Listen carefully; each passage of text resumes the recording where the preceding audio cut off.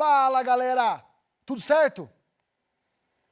Meus amigos, meu nome é Tiago, sou professor de física e vou trabalhar com vocês agora uma questão de gases, de transformação gasosa, e que na verdade ela tem até um caráter aqui matemático, equação de reta. Então vamos fazer a leitura e depois eu discuto isso com vocês. Vamos lá!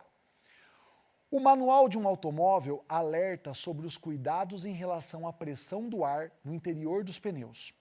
Recomenda-se que a pressão seja verificada com os pneus frios, a uma temperatura ambiente. Um motorista desatento a essa informação realizou uma viagem longa sobre o asfalto quente e, em seguida, verificou que a pressão P0 no interior dos pneus não era a recomendada pelo fabricante. Na ocasião, a temperatura dos pneus era T0.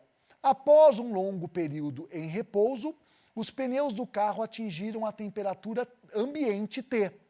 Durante o resfriamento, não há alteração do volume dos pneus, então o volume não vai mudar.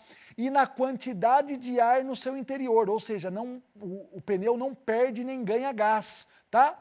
Considere o ar dos pneus um gás perfeito, também denominado de gás ideal. Então, importantíssimo, o volume ele vai ser constante. Rapaziada, esse símbolo que eu estou usando, CTE, é quando eu quero me referir a algo que não muda, que é invariável, é o volume. O volume vai ser o quê? Constante para os pneus. O que mais que não muda? Não muda também o que nós chamamos de número de mols. Número de mols é a quantidade de partículas que tem aqui dentro, ali dentro do pneu, ou seja, não vai entrar nem sair gás em todo o processo que nós estamos discutindo, tudo bem? Então o volume não se altera e o número de mols também não se altera para esse problema. E aí ele quer saber qual dos gráficos que está apresentado aqui ao lado, qual dessas opções, que nós teríamos uma transformação gasosa, né? Então essa transformação gasosa, onde, já vou dar a dica, o pneu esfriou e sabendo que o volume não mudou nem o número de mol, seria referente a qual desses gráficos. Então, eu falo para vocês, pensem num problema de física como fosse um experimento mental. O que ele está falando? Uma pessoa entrou no carro e saiu para viajar. Só que em vez de ela calibrar os pneus antes da viagem, ela foi calibrar o pneu após a viagem. Então ela viajou. Qual é o problema? Quando você viaja, devido ao movimento dos pneus, o gás que está ali dentro e o pneu, claro, acaba esquentando muito. Na verdade, o pneu esquenta. E ao esquentar, o pneu esquenta o gás. Então, o gás interno do pneu, ele vai estar em alta temperatura. Aí, o que essa pessoa fez? Ela pegou e foi calibrar os pneus justamente nessa hora. Na hora em que os pneus estavam quentes. E não se calibra pneu com o pneu quente. Toda vez que você for fazer uma viagem, você calibra os pneus com os pneus frios. E ela fez o contrário, ela foi calibrar com o pneu quente. O que aconteceu? Na hora que ela colocou ali para ver a calibração do pneu, ela viu que a calibração do pneu estava o quê? Estava alta. Então, provavelmente, ela nem mexeu. Aí o que aconteceu? Depois ela deixou o carro ali parado. O que vai acontecer? O pneu vai esfriar. E quando o pneu esfria, você já deve imaginar, o que vai acontecer? Lembra que temperatura é grau de vibração das partículas. Lá dentro do pneu, os átomos estão vibrando, as moléculas estão vibrando. Se o pneu esfria, essa vibração diminui. O que diminui? A pressão. Então, o que eu sei? Eu sei que esse pneu ele vai ter uma redução de temperatura e uma redução de pressão. Só que, olha, quando eu analiso as respostas, quando eu olho para cá, eu vejo algumas alternativas que isso acontece. Por exemplo, se você olhar a letra A, ó, a pressão no começo era grande e a temperatura era grande. A pressão final diminuiu, ó, diminuiu pressão e diminuiu temperatura. Aqui na letra B, só houve diminuição da temperatura, ó, a temperatura diminuiu, mas a pressão não mudou. Eu acho que a letra B está errada. A letra A eu não sei. Quando eu vou para a letra C, o que eu percebo? Eu percebo na letra C que a pressão aumentou, ela foi desse valor para esse. Quer dizer, o pneu esfria e a pressão aumenta? Não faz sentido. Então, para mim, não faz sentido a letra C, não faz sentido a letra B. Quando eu olho para a letra D de dado, o que eu vejo também? Eu vejo que a pressão no começo era pequena, né? E depois a pressão aumenta. Não faz sentido, a pressão teria que diminuir.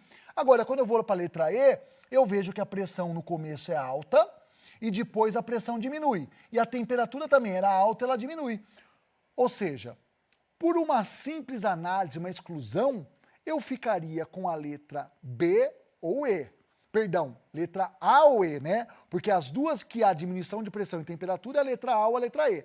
Claro que se você é um cara mais atento, você vai perceber que a letra A não faz muito sentido, porque ele vai ter uma transformação primeiro isobárica e depois isotérmica. Esquisito, né? Mas vamos fazer uma análise mais profunda? Então vamos lá. Analisando um pouco mais profundamente esse problema, o que a gente percebe? Equação de estado de um gás ideal. PV igual a nRT. O que eu quero discutir com vocês? O que acontece com pressão e temperatura, né? Então, quais são as grandezas constantes? Constante, a gente sabe que é o volume, o número de mols e a constante R, que é uma constante. Então, se eu isolar esses termos que são constantes, isolo o P aqui, vai ficar nRT sobre V vezes o quê? Vezes temperatura. E o que a gente tem aqui? Que esse termo NR sobre V, todo mundo que está aqui é constante, galera. Ou seja, meus amigos, o N, o R e o V, esses caras não vão mudar. Eles vão ser sempre a mesma coisa. Então é como se fosse um número constante, é um número A. E aí se eu olho para essa equação, eu estou me lembrando da equação da reta. Y igual a AX. Lembra da equação da reta? Y igual a AX? Como é que seria o gráfico de uma... O que seria o Y na minha equação? O Y seria a pressão. O que seria o X? O X seria a temperatura. E o A, que é a minha constante? O A é o N e o R sobre o V. Então, se eu penso num gráfico de Y em função de X, para essa função Y igual a X, o que eu teria? Eu teria esse gráfico aqui, ó, Y por X, dando o quê? Uma reta crescente. Uma reta crescente. E na hora que eu analiso as respostas, qual a única alternativa que nós temos uma reta crescente? É a letra E. Aí você pode me dizer assim, Tiago, mas essa reta não é crescente porque ela está apontando para cá. Isso aqui é só o sentido da transformação.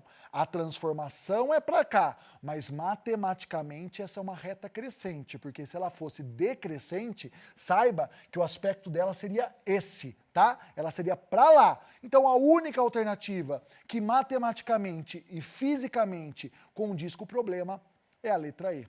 Beleza, meus amigos? Espero que vocês tenham entendido. Boa prova e bons estudos!